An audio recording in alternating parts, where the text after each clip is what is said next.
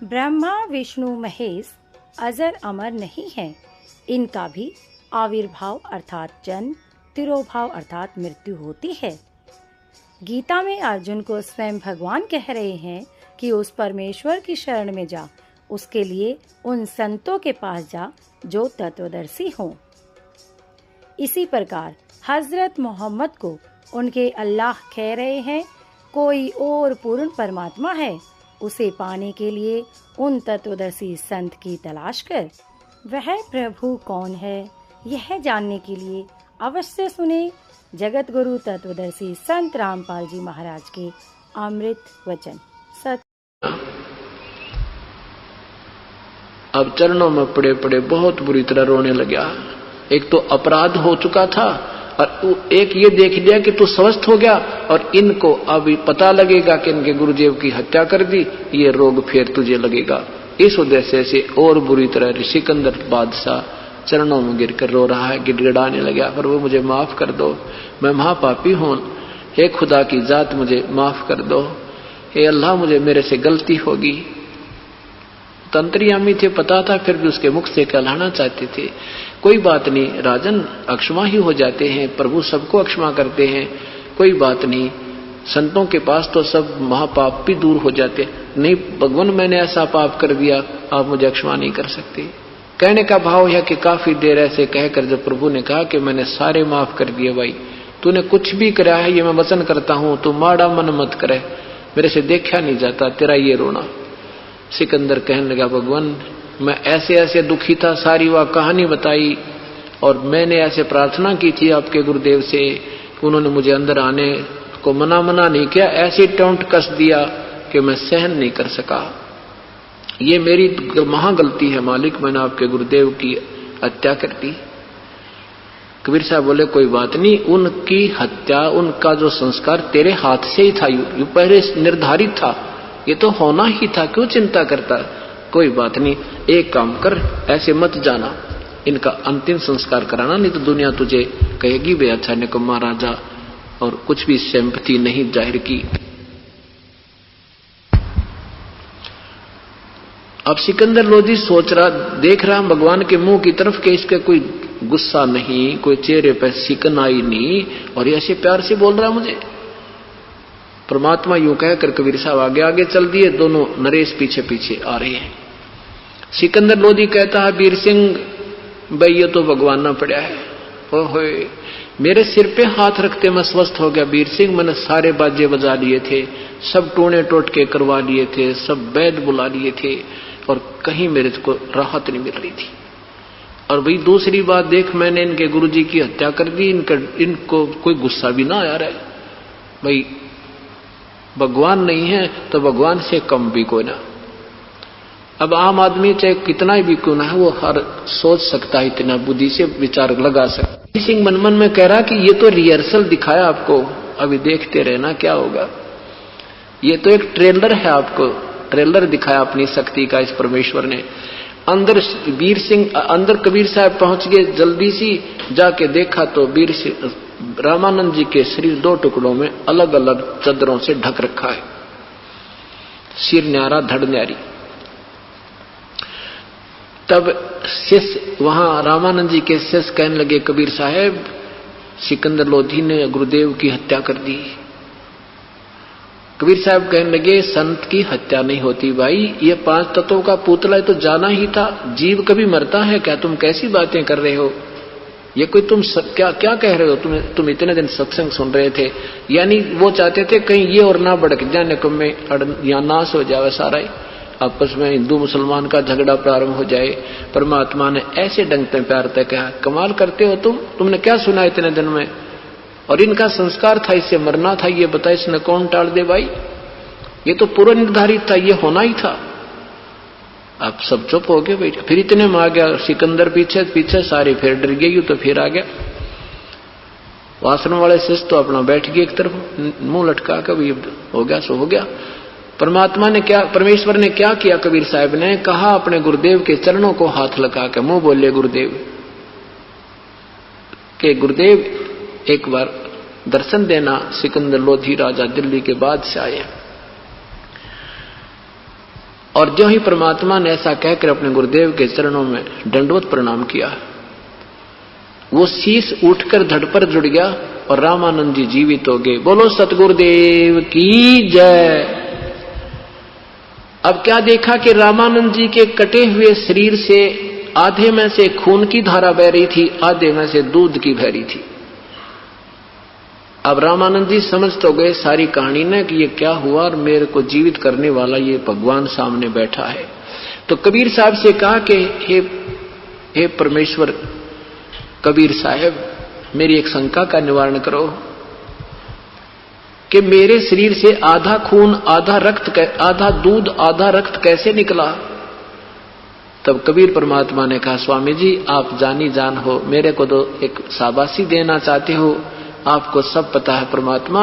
आप पहले केवल हिंदू एक ब्राह्मण जाति से ही प्यार करते थे, अन्य जातियों से नफरत करते थे हिंदू समाज में रहते हुए। वो तो आपने दास की बात को स्वीकार कर लिया। आप हिंदुओं से तो आप नफरत नहीं करते थे, किसी भी जाति का है, परंतु अब मुसलमान को भी से आप भयंकर नफरत करते हो। और हम एक पिता की संतान हैं, हिंदू मुस्लिम दो नहीं है। आज हम हिंदू हैं, कल मुसलमान के घर जन्म होगा। आज को मुसलमान है तो वो हिंदू के घर जन्म हो सकता परमात्मा। और जब तक हृदय में हमें हमारे अंदर द्वितीय भाव और द्वेष है, हम प्रभु के निकट नहीं जा सकते। इसलिए आप आद्य सेट हुए हो, अभी आप आद्य भगत बने हो, आद्य नहीं बने। उसी समय ने बोला, बेटा भाई भगवान आपने मेरी चौंध तोड़ दी, आपने मेरे हृदय का यो गंध निकाल दिया। मैं सचमुच में बहुत नफरत करता था।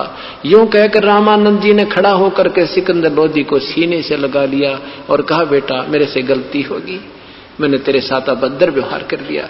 रामानंद जी के चरण छुए सिकंदर लोधी ने कहने लगे, महाराज मैं भी पापी आत्मा था, मैंने गुस्से में आकर आपकी गर्दन काट दी, जो मुझे नहीं चाहिए था।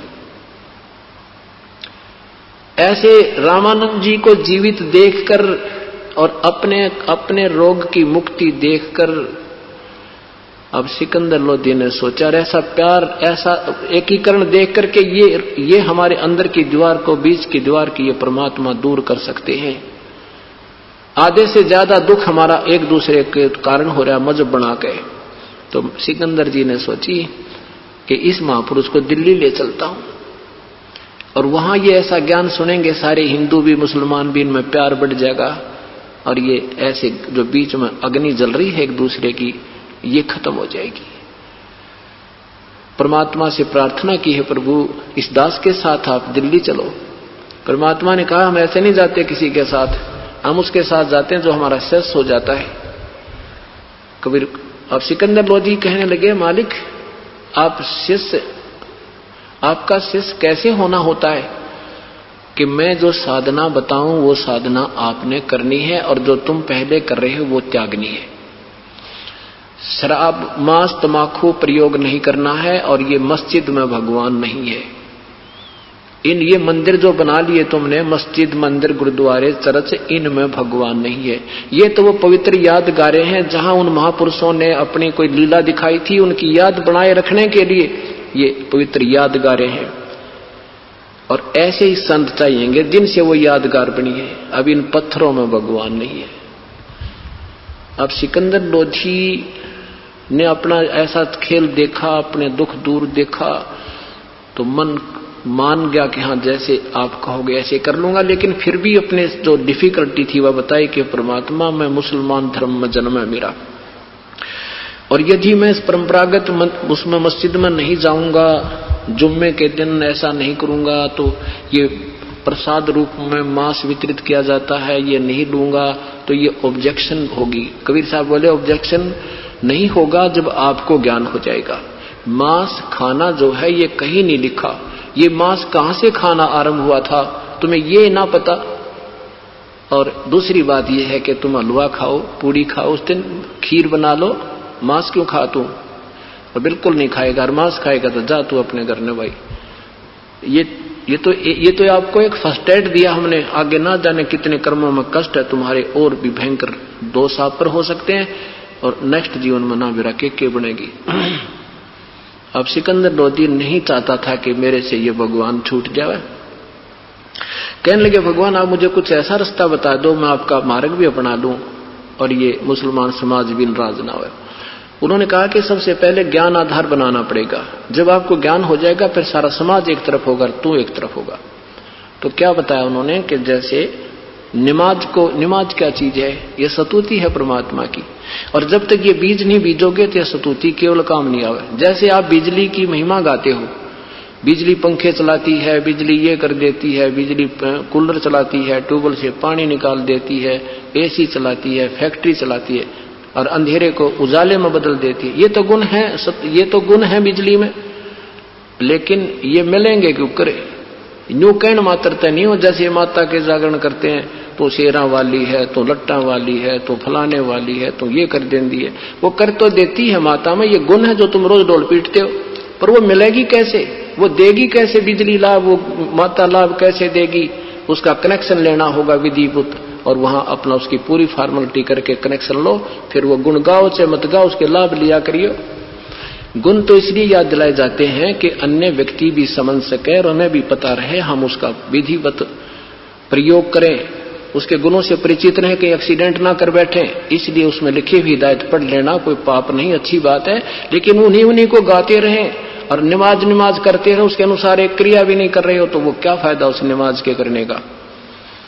अब सिकंदर लोधी समझदार तो था ही, मान गया जी बात तो आपकी ठीक है। उस नमाज ने तो घर कर ले, उसमें क्या नाम है, मस्जिद में कौन सी ज्यादा विशेष स्पेशल वहां पर सुनवाई होगी तुम्हारी भाई? तो वो कहने लगे महाराज जी जैसे आप कहोगे दास आपका ऐसे करेगा। मैं मांस नहीं खाऊंगा। परमात्मा ने कहा कि तू बंद करवा दे, तेरे क्षेत्र में मांस नहीं खाया जाएगा। सिकंदर ने कहा भगवान इतनी हिम्मत मेरी नहीं है कि मैं इनके ना संघर्ष कर सकूं। हाँ आपका दास नहीं खाओगा, ये आज से प्रण करता हूं मैं। परमात्मा बोले ठीक है भाई तू मत खाना। उपदेश लिया कि आप जो कहोगे ऐसे साधना करूंगा, और वो बताई कि ऐसे कुरान शरीफ में ऐसे लिखा है। वो हजरत मोहम्मद को भी नहीं मिला, वो अल्लाह मैं हूं और मेरे पास वो मार्ग है। उपदेश ले लिया और परमात्मा को घर चलने के वहां राजी कर लिया, दिल्ली लाने के लिए। अब वो शेख तकी भी साथ गया हुआ था, जो धार्मिक गुरु था हिंदू मुसलमान धर्म का, और एक नंबर का अपने हिंदुस्तान के सब मुसलमानों का मुखिया था, और वो महाराजा का भी गुरु था। अब जब देखा कि हाथी पर बैठा के सिकंदर लोधी और ला रहे हैं वहां रेस्ट हाउस तक, किसको? कबीर परमेश्वर को। और कबीर साहब कहने लगे जी अब तो मैं अपनी कुटिया में जाता हूं, कल सुबह आपके पास आऊंगा। तो रात्रि के समय सिकंदर लोधी ने शेख तकी के सामने और सब दरबारियों के सामने, सैकड़ों व्यक्तियों के सामने अपनी सारी कहानी बताई। भाई ये तो पूर्ण परमात्मा है, ये तो अल्लाह की जात है, ये तो बहुत तगड़ी शक्ति युक्त है। भाई ऐसे संत मैंने आज तक जीवन में नहीं देखे। मैं बीमार था, मैं स्वस्थ हुआ, मैंने ऐसे रामानंद जी की हत्या कर दी थी, मेरे सामने टुकड़े शरीर को जीवित कर दिया। भाई ये तो पूर्ण परमात्मा। अब शेख तकी ने सोचा तेरे नंबर कट गए, या तो बात बिगड़ गई भाई। यो तो इस दूसरे पीर की महिमा गाता गाता नहीं छिक रहा है, इसका मुंह का थूक सूख गया। तो वो सारी रात उधेड़ बुन में लगा रहा कि किसको कैसे नीचा दिखाऊं इस दूसरे पीर को। पीर और वजीर ये आपस में कद्दे ठीक नहीं रहा करें, एक दूसरे की टांगे खींचने पर लगे रहते। तो उसने सोचा भी सारी रात तिकड़मबाजी लगाता रहा भी कैसे इसको नीचा दिखाऊं इस कबीर फकीर को। अब सवेरे क्या हुआ कि सब 2-4 दिन वहां रुके, फिर अपनी ही अंबारी में बैठा लिया सिकंदर लोधी ने भगवान को, और चल पड़े बनारस से वापस दिल्ली की तरफ। रास्ते में एक दरिया के पास आकर के पड़ाव लगा दिया, पानी का आसरा देख करके सैकड़ों हजारों की संख्या में सैनिक बॉडीगार्ड साथ थे। वहां पूरा काफिला रुक गया और तंबू लग गए, टेंट लग गए, राजा का अलग, पीर का अलग, सब सैनिकों का अलग, भंडार का अलग से। तो सुबह सब स्नान करके और वो प्रणाम करने जाता था उसको, शेख तकी को। अब शेख तकी के कौन? सिकंदर लोधी। शेख तकी के पास उसके टेंट में गया, सलाम वालेकुम कहा तो मुंह फेर लिया, ऐसे मुंह मोड़ दिया सिकंदर लोधी ने। और न उसने शेख तकी ने, सिकंदर लोधी परिचित था उसके नखरों से, पता था उसको कि इसमें कोई मरोड़ी होती है ना किसी का बात की, तो ये ऐसी करता है। सिकंदर लोधी ने कहा, पीर जी क्या हो गया, कोई खाने पीने में त्रुटि रही, कोई सेवा में कमी आई है, बताओ मुझे। कहने लगा, मुझे क्या जरूरत है तेरी सलाम लेने की, तुझे तो वो सलाम वालेकुम करने वाला मिल गया ना, वो कबीर, तू बहुत ही महिमा गा रहा था उसकी, ये तो काफिर है काफिर, और मैं कह दूंगा सारे मुसलमान समाज को कि राजा काफिर हो गया, उसका दीक्षा ले लिया उसने। अब सिकंदर लोधी के पैरों तले की जमीन खिसक गई कि यूं तो एक नंबर का बदमाश आदमी है, जाते कहेगा सबको, और इसकी सारे मुसलमान मानते हैं, यूं तो जाते बात बिगाड़ेगा, तेरा राज्य गया। अब मुंह लटका कर वापस आ गया। फिर उसने कहा कि फिर क्या बात है पीर जी, आप कैसे प्रसन्न हो गए कि तू कह रहा था ना इसने वहां एक मुर्दा भी जीवित कर दिया है, मेरे सामने करवा के दिखा तब मानूंगा, मैं कह दूंगा सारे समाज को कि ये भगवान है, अल्लाह की जात है, नहीं तो मैं वहां जाकर के सब बता दूंगा ये ढोंगी है, राजा को बहका दिया है, राजा हिंदू हो गया है, काफिर हो गया। अब सिकंदर लोधी दो पाटों के बीच फंस गया। परमात्मा ने छोड़ा कैसे, क्योंकि ऐसा उपकार कर रखा, और वो वहां का उसने वो राज छूटे ना, शेख तकी राज का मालिक, क्योंकि मुसलमानों से ही राज उसको था, वो सारे उल्टे हो गए तो वो राज समाप्त हो जाना था। तो वापस आके कबीर साहब के पास टेंट में बैठ गया, मायूस सा हो गए। अंतर्यामी परमेश्वर ने पूछा कि क्या बात है राजन, कोई राजकाज की बुरी खबर सुन ली क्या? राजा ने कहा कि हे भगवान, आपके रहते राजकाज में तो कुछ नहीं हो सकता, लेकिन ये शेख तकी मेरे गुरुजी है ना पहले वाले, ये धार्मिक गुरु, यो मेरी शर्म दर्द है, यो पहले मुझे ऐसे परेशान रखता, पर आज तो यो ज्यादा ही कुछ दूसरा रूप बदल रखा इसने। ये कहता है, इसने सारी कहानी बता दी कि ये कहता है ऐसे कर दूंगा। हे महाराज जी, ये तो सारे मुसलमान इसके कति पिट्ठू हैं, एक बार इसने जबान निकाल दी तो सब बगावत कर देंगे। हे परमात्मा, आप ही के हाथ में मेरी लज्जा है। कबीर साहब ने कहा भी ठीक है, मैं वापस चला जाता हूं। सिकंदर कहने लगा, नहीं महाराज आप वापस मत जाना। तो परमात्मा ने कहा उसको कह दे कोई ऐसा मुर्दा ले आवे जिसने मैं जीवित कर दूं। अब शेख तकी तो खुश हो गया, सिकंदर तो प्रसन्न हो गया कि मेरे सामने ऐसी लीला कर रखी, कोई देर नहीं इसने, तो भगवान को कोई देरी नहीं, 1 मिनट में कर देगा। तो शेख तकी के पास आया कि शायद शेख तकी ने राजी हो जा, मन प्रसन्न हो जा और मेरा राज्य बच जा। कहने लगे पीर जी ले आओ कोई मुर्दा। गुरु जी कहते हैं, महाराज जी कह रहे मैं जीवित कर दूंगा। शेख तकी कहता है मैं कहां से लाऊं मुर्दा, कभी होगा जब देखी जाएगी। परमात्मा ने वह भी समस्या हल कर दी। इतने में एक 12-13 वर्ष की आयु का लड़के का शव मृत घोषित करके घर वालों ने जल प्रवाह कर दिया। जैसे कुछ ऐसे वर्ग है जो जलाता नहीं ना दफनाता है, वो जल प्रवाह कर देता है। ऐसे मृत होने के बाद उस 12-13 साल के बच्चे को और ऐसे जैसे सुचारू ढंग से प्रवाह कर देते हैं, जल प्रवाह कर देते हैं, और वो सोचते हैं भी कोई जीव जंतु खाकर इसके मांस को दुआ देगा, ऐसे उनका मानना होता है। तो वो ऐसा एक शव आ रहा है, तो सैनिकों ने कहा कि वो आ गया, वो देखो मुर्दा आ रहा है। शेख तकी कहता है वो आ गया मुर्दा, कर दे जिंदा। परमात्मा ने कहा पहले तू जंतर मंत्र कर ले अपना। कबीर साहब ने कहा कि शेख तकी पहले आप कोशिश करो, कहीं बाद में नंबर बनाओ फिर। तो शेख तकी खड़ा हो गया, दूसरे भी कहने लगे हाँ जी पहले आप करो। शेख तकी करता रहा जंतर मंत्र, वो कम से कम भी 600 फुट दूर चला गया, बहकर चला गया काफी दूर। तब से शेख तकी कहता है कि मुर्दे कभी जिंदे होते हैं क्या, और ये चाहता था कि मेरी इज्जत रह जाए और मेरे को लगा दिया, वो चला गया ना मुर्दा। तो परमात्मा ने कहा कि बैठ जा शेख तकी, रुक जा थोड़ी सी देर। ऐसे संकेत किया था मालिक ने अपनी उंगली का, ऐसे किया था। वो अप स्ट्रीम में पानी के उल्टी तरफ जैसे कोई अगन बोट चलता है, जैसे इंजन वाली किश्ती चलती है नौका, पानी के उल्टी तरफ आकर वो मुर्दा वहां खड़ा हो गया। नीचे से तरंग जारी है उस दरिया की। परमात्मा ने कहा हे आत्मा जहां भी है तू जीवात्मा, कबीर हुक्म से इसमें प्रवेश कर शव में बाहर आ जा। परमेश्वर ने इतना ही कहा था, वो सारे शरीर में ऐसे कंपन हुआ, सारा कांपने लग गया और एकदम उठ कर वो मुर्दा और परमात्मा के चरणों में दंडवत प्रणाम करी जीवित हो गया। बोलो सतगुरुदेव की जय। अब सब उपस्थित जनों ने कहा कि आपने कमाल कर दिया कबीर साहब, कमाल कर दिया कबीर प्रभु। लड़के का नाम कमाल रख दिया, अपने साथ पुत्रवत और शिष्य की तरह रखा, उसकी पालन पोषण किया। अब शेख तकी की तो दूनी मां मर गई, अकिया तो और बात बिगड़ गई, इसने तो जिंदा कर दिया। कहता है अब पहुंच गए वहां पर बनारस में, दिल्ली में आते ही शेख तकी ने तो आग लगानी शुरू कर दी। सब मुसलमानों को कह दिया राजा काफिर हो गया है। राजा ने तो भाई एक हिंदू पीर से, हिंदू गुरु से नाम ले लिया है, वो काफिर हो गया है, मांस खाना बंद कर दिया है, उसने तो ऐसे करना बंद कर दिया। सारा समाज कहने लगा पीर जी बता फिर हम क्या करें, हम आदेश दे हम वही कर देंगे।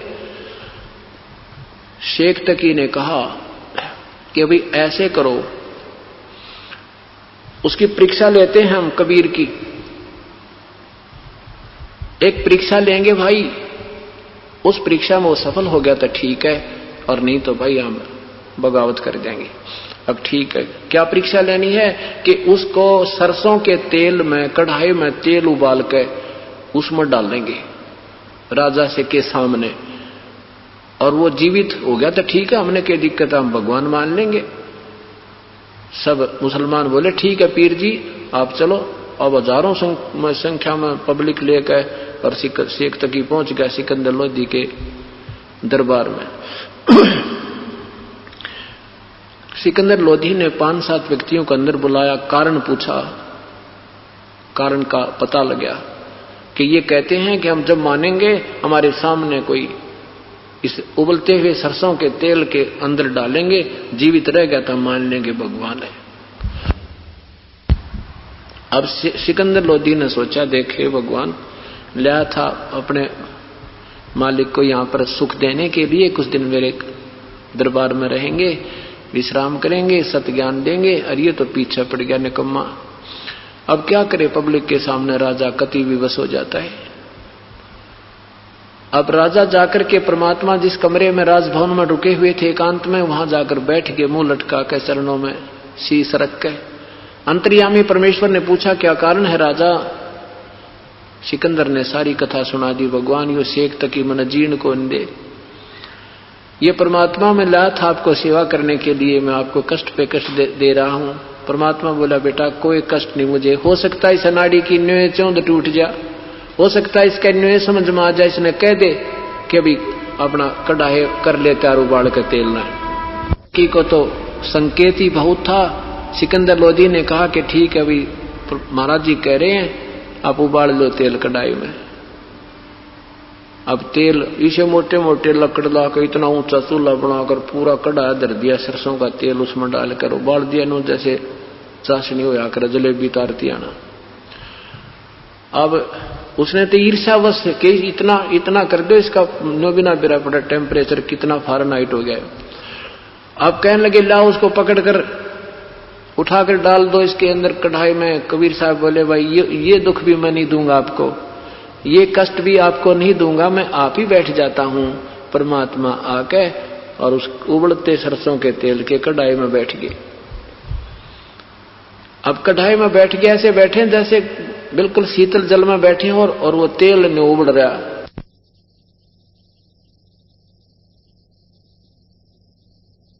कहता है ये तो जादू जंत्र जानता है, इसने तेल की तासीर ठंडी कर दी है। अब सिकंदर लोधी ने सोचा भी सचमुच महाराज जी को तो बिल्कुल ऐसे बैठे हैं जैसे शीतल जल में बैठते हैं, कहीं सचमुच ये तेल ठंडा ना हो गया हो। सिकंदर लोधी ने सोचा मैं परीक्षा लेता हूं शेख जी। परमात्मा ने कहा इसमें उंगली मत देना। इस मूर्ख के कहने से राजा ये उंगली नहीं ढूंढी पाओगी, इतना गर्म है ये तेल। लेकिन ना विश्वास हुआ, जब गुरुजी बैठे हैं तो तेरी उंगली का क्या बिजली गिरेगी। उसने कहते ना मना करते करते उंगली ऐसे डाल दी, जितनी उंगली तेल में गई थी उतनी कट के अलग होगी, और बेहोश हो गया बादशाह, वहां पर चक्कर आकर गिर गया। तब परमेश्वर बाहर आए उस तेल के कढ़ाई से और उसको होश में लाया इतना वो पानी पुणी के छींटे मार के दूसरे जो खड़े थे डॉक्टर वो लोग वैद्य बूद राजा के बॉडीगार्ड रंग रक्षक वो फिर बेहोश हो गए। उस पीड़ा इतनी थी उंगली में। राजा बुरी तरह रोका फिर बेहोश हो गया। फिर परमात्मा ने उंगली पकड़ कर पूरी कर दी, वह कटी हुई भी ना रही। तब वो ठीक राजा बैठ गया। बोलो सतगुरुदेव की जय। अब शेख तकी कहता फिर गढ़ो पानी पड़ गया। भैया तो बहुत बात बिगड़ गई, इसकी दूनी महिमा होगी। और इस तरह की लीला देखकर हजारों व्यक्तियों ने नाम लिया। कबीर परमात्मा का हिंदू और मुसलमान दोनों से हो गए कि भगवान आ रहे, और वही हमने नहीं, हमें तो भगवान चाहिए, अपना अल्लाह चाहिए। और उपदेश लिया और विकार त्याग दिए, सतभक्ति करने लगे। परमात्मा ने कहा मुसलमान तो मुसलमान बनो, हिंदू बनो हिंदू, और नाम साधना करो जैसे मैं बताऊं, तुम्हारा कल्याण है बच्चों। हिंदू वही है जो बीड़ी शराब मांस तंबाकू जिंदगी भर नहीं छुए, एक दूसरे ने दुखी नहीं करे, किसी की आत्मा कायल ना करे। वही मुसलमान है जो मांस तंबाकू बीड़ी शराब का हाथ ना लावे और ओछी साधना नहीं करे, किसी की आत्मा नहीं दुखा, वो मुसलमान है। नहीं तो वो बंदा धार्मिक नहीं है। अब शेख तकी ईर्ष्या में पूर्ण रूप से फिर जल रहा था। उसने फिर लोग इकट्ठे करे तीसरे दिन, कहने लगे भाई एक परीक्षा और लेते हैं इसकी। क्या लोग एक शेख जी कि इसको जेरे कुएं में डाल के और इसमें नरी मिट्टी डाल देंगे बस भाई, फिर अगर ये उसमें भी बच गया ना फिर हम मान लें भगवान है। अब फिर पहुंच गया हजारों की संख्या में, सारी समस्या बताई। अब सिकंदर लोधी ने प्रभु से प्रार्थना की। परमात्मा ने कहा भाई सिकंदर, ये राजन इन्होंने तो मुझे मारना ही है, और कह दो मेरा जल्दी काम कर दें, क्योंकि ये तो मानेगा नहीं, ये तो बुद्धि इसकी भ्रष्ट हो चुकी है। और कहो मैं तैयार हूं, किसी कुएं में डालो चाहे कहीं डाल दो मुझे। अब राजा ना चाहते हुए भी एक राज के कारण उस नादान के न्यू ना जची जब ऐसे परमात्मा की तो शरण में धमका दे निकम्या ने, और कहते भाग जाओ यहां से, कोई जरूरत नहीं आने की, और उसके रह तेरी राज चला जा तेरा। परंतु इतनी बुद्धि हमारी कमजोर हो चुकी है, हम भगवान को नहीं विश्वास कर पाते, परमात्मा पर विश्वास नहीं करते। फिर भी उसने कह दिया भाई ठीक है तुम कर लो जो तुमने करना है, मैं तो तुम्हारे आगे ना पीछे, कि मैं पाप का भागी नहीं बनूं। अब परमात्मा को पकड़ ले गए जबरदस्ती, और जाके एक बहुत गहरे कुएं में, पहले 150 फुट पानी हुआ करता नीचे, उसमें पटक दिया ठाक है, और ऊपर से माटी, छोटी ईंटें, झाड़ झंखाड़, कांटेदार झाड़ियां ठोक दिया ठाडा, उसमें को हजारों टन माटी ठोक दी।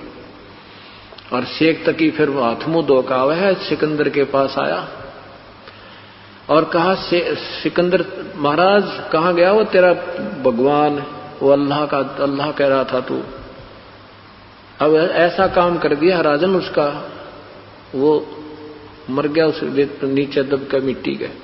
अब सिकंदर लोधी कहता है कि किसके विषय में बात कर रहे हो शेख जी, कि उस तेरे कबीर के विषय में जो तेरा गुरु बना था नया नया। क्या हो गया उनको कि उसको ऐसे डाल कर आए मिट्टी, वहां सैकड़ों लाख हजारों आदमी के ने, और उनके सामने उसके अंदर डालकर उसको भर दिया पूरा मिट्टी से।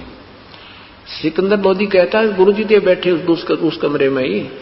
सिकंदर लोधी शेख तकीर 4-5 जने जाकर देखे परमात्मा वहां बैठे मस्त। शेख तकी की दमा मर गई, हे भगवान यू कद मरे क्यों कर मरे, ये कैसे हारे, क्योंकि कहते राज तजना सहज है, ये सहज त्रिया का नेह, मान बढ़ाई ईर्षा दुर्लभ तजना ये। घर भी त्याग सकते हो, परिवार का मोह भी त्याग सकते हो, लेकिन यह मार बढ़ाई ईर्षा या नहीं छूटा करे इंसान पे। और जब तक ये नहीं छूटेगी भक्ति निकट भी नहीं आपके। अब शेख तकी ने सोचा भाई या तो कैसे काबू आवे, यो हारे ना सिकंदर लोधी का मोह मेरी तरफ बढ़े। उसने कहा सारे समाज को फिर कहा भी ठीक है ये जादू जंत्र जानते हैं, ऐसे तो कर ही दिया करते हैं भाई, जब मानो जब मेरी लड़की को जीवित कर दे तो कब्र में दबा रखिए भाई, तब मान जाएंगे हम सारे के सारे। अब सब मुसलमान भाई इकट्ठे हो गए, हाँ जी ठीक है, चले सिकंदर लोधी के पास। परमात्मा ने तो करना था जो करना ही था, वह प्यारी आत्मा 4 वर्ष साधना करके वो छोड़ गई थी नादान, उसको फिर उस पर रहम करना था। और उसकी अकल खोलनी थी। देखा दुनिया का अंधेरा हटाना था उस लड़की के माध्यम से कि ताकि ये बोली आत्मा मुझे न पहचानने में भगवान हूं। तो क्या किया, सिकंदर लोधी के सामने कहा कि हम तो तब मानेंगे इसे प्रभु परमात्मा मेरे सामने इस लड़की को जीवित कर दे जो मेरी कब्र में दबा रखी है, नहीं तो हम नहीं मानेंगे। सिकंदर लोधी ने कहा प्रभु ऐसे ऐसे एक और समस्या पैदा कर दी इसने। था परमेश्वर ने कहा भाई ठीक है, इनको कह दो आज से तीसरे दिन वो लड़की जीवित की जाएगी और डंडोरा पिटवा दे, आसपास मुनादी करवा दे, कहीं किसी का शक रह जा। परमात्मा न्यू चाहे थे यूं तो मानना कोई निकम्मा करन, परंतु और तो मान जाएंगे जो देखेंगे मेरी लीला को, ये मेरी प्यारी आत्मा मुझे इसी तरह मुझे पहचान कर शरण में आ जाएंगे, अपना उद्धार करा लेंगे। अब नो सुना, ये तो सुना था कि भी एक लड़का जीवित कर दिया, कोई कहता झूठ बोल रहा है, ऐसे थोड़ा ही होता है, कोई हाँ कहे कोई ना कहता। तो परमात्मा ने शंका निवारण पूरी करनी थी। ये सुना कि तीसरे दिन एक मरी हुई लड़की को जीवित करेंगे। देखा वहां पर लाखों की संख्या में, कोई हजारों की संख्या में लोग इकट्ठे हो गए और क्या किया, वह कब्र फुड़वा दी। परमात्मा ने कहा शेख तकी तू कर ले कोशिश अपनी लड़की को जीवित करने की, कहीं फिर पीछे नंबर बनावे। उपस्थित जनों ने कहा कि भगवान जिस बाप के पास कोई जादू जंत्र या कोई जड़ी बूटी हो, कौन अपने बच्चे को मिट्टी में डाले, इसके पास कोई शक्ति नहीं है। आम व्यक्ति कहने लगा आप कृपा बख्शो। परमात्मा ने कहा हे शेख तकी की लड़की जीवित हो जा, वह लड़की जीवित ना हुई। हे शेख तकी की लड़की जीवित हो जा, लड़की जीवित नहीं हुई। तीसरी बार फिर कहा, फिर भी नहीं जीवित हुई। तो शेख तकी ने भंगड़ा पा दिया, नाचा कूदा, खुशी मना ली। अब हार गया, हार देख लो भी पाखंडी का पाखंड पकड़ा गया। अपनी बेटी जीवित ना होने का गम नहीं, कबीर साहब के हार जाने की खुशी मना रहा है डांगर, नाचा कूदा। अब कबीर साहब जब देखा ना नाच कूद लिया, जब कहा कि बैठ जा शेख तकी शांति कर थोड़ी सी, तब कहा हे जीवात्मा जहां भी है कबीर हुक्म से वापस आ जा और इस शरीर में प्रवेश कर तू बाहर आ। जब यूं कहा मालिक ने, उसी समय वह लड़की सारी नुए से कंपन बंद गई और खड़ी होकर वह लड़की आके दंडवत प्रणाम किया अपने परम पिता के चरणों में। बोलो सतगुरुदेव। सभी ने कहा कि भगवान कमाल कर दिया, आपने कमाल कर दिया, लड़की का नाम कमाली धर दिया। परमात्मा ने कहा जा बेटी तेरे पिता के साथ, शेख तकी के साथ। लड़की ने कहा ये मेरा पिता नहीं, ये तो समाज का दुश्मन है। 1.5 घंटे तक उस लड़की ने अपनी पिछली चारों जन्मों की कथा सुनाई और उपस्थित जनों को मालिक की कृपा, परमात्मा की कृपा से, कबीर साहब की कृपा से उसमें दिव्य दृष्टि आ गई और लड़की ने अपना पूरी हिस्ट्री शीट सुना दी कि मैं भी इस परमेश्वर की शरण में 4 जन्म पहले आई थी और 4 वर्ष मैंने साधना की थी इस परमेश्वर के कारण अनुसार, लेकिन फिर मैं समाज ने बेचला ली थी। मैंने वो साधना त्याग का अपनी परंपरागत शुरू कर दी थी। और सुन लो उपस्थित जनों, ये पूर्ण परमात्मा, उस 4 वर्ष की साधना से मुझे 3.5 जन्म मिले थे और उसमें मेरी बड़ी महिमा भी हुई थी, लेकिन मेरी मोक्ष गति नहीं था। मैंने अपना शीश भी काट दिया था उस मक्का के अंदर, तो भी मैं अगले जन्म में वैश्या का जीवन पाया था। ऐसे 1.5 घंटे पूरा प्रवचन किया मालिक उस लड़की ने उस परमेश्वर की महिमा का। उस उपस्थित लोगों ने कई हजारों की संख्या में समर्पण कर दिया परमात्मा को, त्याग दिए सब विकार और सब हम आपकी शरण में परमात्मा उपदेश दो। ऐसे चरित्र देखकर परमात्मा के 64 लाख शिष्य हुए थे। आज से 550-600 वर्ष पहले हिंदुस्तान की कितनी आबादी होगी विचार करना, और उनमें से 64 लाख से हो जाना, जो कि आजकल तो ये टीवी मीडिया चल रहा है, ये भी ना था और ना कोई प्रचार प्रसारण का साधन था। परमात्मा एक समय में 100 जगह प्रकट हुआ करते और वो अपनी प्यारी आत्माओं को अपनी करामात और ज्ञान दे करके अपने चरणों में लिया करते थे। ऐसे वो लड़की अपने साथ रखी अपनी बेटी के रूप में और उसका उद्धार किया सतभक्ति प्रदान करके। बोलो सतगुरुदेव की जय। परमपिता परमात्मा पूर्ण ब्रह्म कबीर परमेश्वर की असीम रजा से ये 7 दिन की सत्यनारायण कथा चल रही है। जो पुण्यात्मा इस अमृत वर्षा में भीग रहे हैं, सौभाग्य है उनका। परमात्मा कहते हैं मानुष जन्म दुर्लभ है, ये मिले न बारंबार। जैसे तरवर से पत्ता टूट गिरे वो बोर न लगता डारे।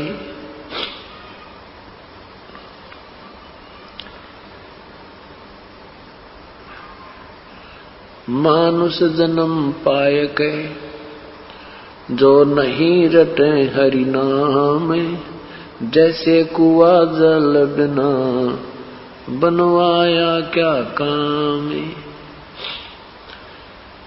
कबीर हरि की भक्ति करो, तज विषयां रस चोजे।